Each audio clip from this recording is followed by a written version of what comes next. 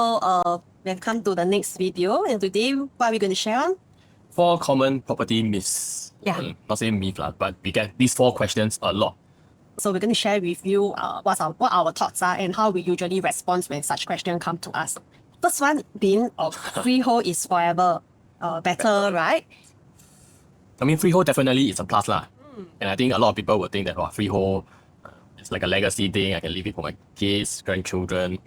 But is it always better? I think when clients actually ask us better, usually it relates to profits lah. Whether or not it actually makes more money. So today we're actually going to touch on this, whether freehold is always better. So we took out one of our example in terms of sharing between 99 leasehold project as well as a freehold projects. What are their profits are? The good thing is both actually make money, but which one actually make more? So we're gonna dive down into it. So we have over here on the left side of the screen a leasehold product, which is actually the Minton. It's situated in the District 19. Yeah. So these 2 developments are both in District 19. On the right here, we have the Gazania. Gazania is, of course, a freehold project. So if we were to look into the purchase price and the exit day, right, owners at the Minton who purchased somewhere between 2020 to 2021, you will see that the purchase price was hovering between 1.4 to 1.5 million. But in terms of profitability on the day of exit, after holding on for about 3 to 4 years' time, the profits actually hovers around $600 to even $800,000. Now, if we were to look into the owners of the Gazania, which is actually just very near these 2 projects. Within 10 minutes of each other. Yeah. So owners who actually purchased somewhere in 2019 or 2021, if you look into their profits, they actually garner a profits of around $200,000 to $300,000. Which is not bad also. Which is not bad, yeah. Comparing within the same holding period, within the same purchase time and the same selling time, we can actually see that the leasehold makes more money. Yeah. And their outlay actually is lower. Yeah, so of course, freehold is a plus point. You are looking at selling and then profiting the money out of it from this home, right? Perhaps freehold is just one of the features that we can look into, but not necessarily that freehold definitely would be the best option. It's not the only thing that we look at. Yeah, we also need to look into the surroundings as well, what is available. Number 2, which is pretty common as well. This one very, very common. Near MRT. Should be safe, right? I think today a lot of buyers, especially if like your friends or relatives know that you are looking for a property, the first thing they 9 out of 10 or maybe even 10 out of 10 will say buy as near to the MRT as possible. Yeah, not just for convenience, but I think many people will have the mindset that being near an MRT will have more tenants. I think a lot of clients actually ask these questions with like profits in mind. Yeah, or whether there will be more buyers next time. More tenants, more buyers should be the best option. Safer, should be safe. Yeah. We have the Forest Wood, and again we have the Minton over here, which is actually situated further away from Serangoon MRT. Yep, Forest Woods being the one that is within walking distance. Yes, the Minton is about 1 kilometer from Serangoon MRT. Forest Woods is just less than 500 meters away from Serangoon MRT. So we look into a buyer who actually purchased somewhere in October 2020, and 6 months later, another buyer who purchased Forest Wood, right? Both of them were looking at 3-bedder. So in terms of purchase price, the one at Minton paid for 1.3 mil, and the same owner at Forest Wood actually purchased, the outlay was higher at 1.5 mil. So does it actually translate into higher profits? The one at Minton, after holding for 3 years, let go and sold for a profits of $580,000. Yep.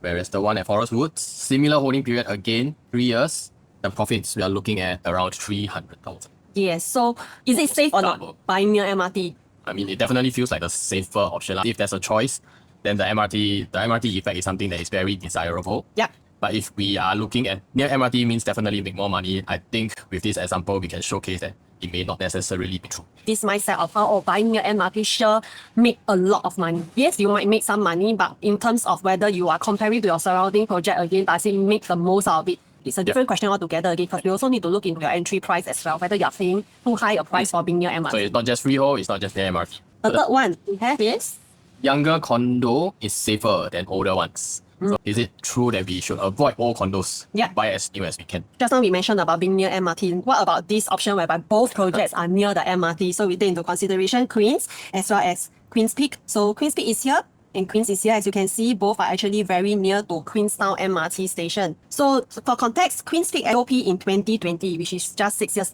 Quite recent. ago. Yeah. Queens will be very old. Queens would be 2002. So Almost, more than 20 years. Yeah. almost 18 years gap between these two developments. So then again, we look into the owners who purchased in 2020, right? They bought the newer project, which is Queen's Peak for a 3-bedder. They purchased it at 1.6 mil back then, these two owners. And after holding on for 3 years, they sold for a profit of around $200,000. As opposed to another owner who bought something older, which is Queens, also a 3-bedder, also in similar date of purchase, somewhere in 2020. But this owner, right, the outlay was a lot lesser, 1.5 mil. And the profit was at $600,000 more. That's like almost $300,000 to $400,000 more than the owner who actually bought Queen's Peak, which is a younger development. Newer condo. Yes. So these two plus together also don't have 630. Yeah.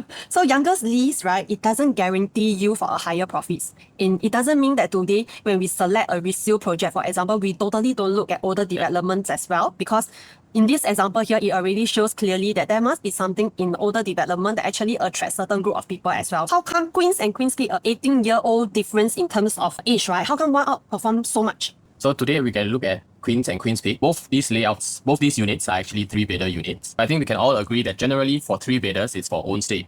So if we look at the layout of Queen's Peak, which is a newer development, we can actually see that in terms of the layout, in terms of the livability compared to Queens, we will get to Queens later on, is that it has got an open alley kitchen and it has got this odd-shaped balcony together with a very big AC latch.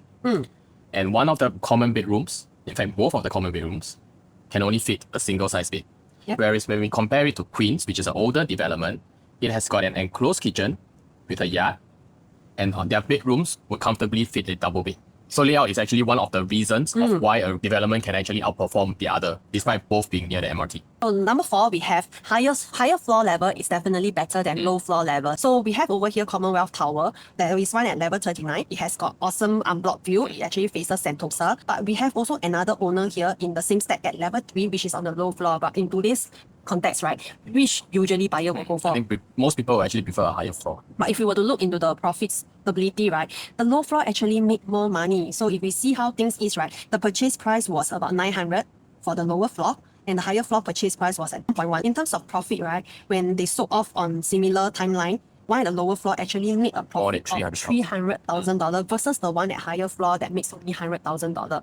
So if you were to look into another example of gem residences, we also have similar stack, one at level 5 and one at level 25, low floor and high floor. So which one actually make more money? So this time round, the high floor actually make more money. If we were to look into the numbers, we will see that one actually profited only $186,000, whereas the higher floor made $269,000. So this is the reverse from the other example. Correct. So why is that so? It's actually because, right, in terms of purchase, can I say that homeowners who purchase a 4-bedder are usually homestay buyers. Yeah, so homestay buyers, they don't mind paying a premium for higher floor levels or unblocked view at all. But whereas just now the example was for a 2-bedder who actually are mostly generally investors. So investors, they don't need to really go high floor, right? If they're going to rent out the unit, it doesn't mean that you get a higher rental income when you go high floor. It will be a lot higher rental. Correct. Does it mean that, so investor, if I'm going to buy a 2-bedder, do I just go low, and when I'm buying for own stay, I just go high in terms of profitability? There's actually a lot of other things to consider. It's not just whether or not it's high floor or low floor. We have to look at the development itself. We have to look at the layout. We have to look at the remaining lease. So these are all the things that we actually help our clients with. So you also need to look into the per floor jump in wherever you're going to buy a project as well. If today the per floor jump is like more than $40,000, do you still then go high, or do you now stay low? So, but how about if it's today, if it's just a $5,000 per floor jump, it makes a lot of sense if you want to go low as well. So there are multiple things that we need to look into in different area, different districts, different project, and different layout. It comes out differently. Yeah. So it doesn't mean that you go high for homestay, you go low for investors. So these are some of the things that we will actually pick on and study and analyze when we bring our clients along. What we have shared in the 4 examples earlier on, whether freehold, near MRT, younger development, and buying high floors, all these are very, very important features.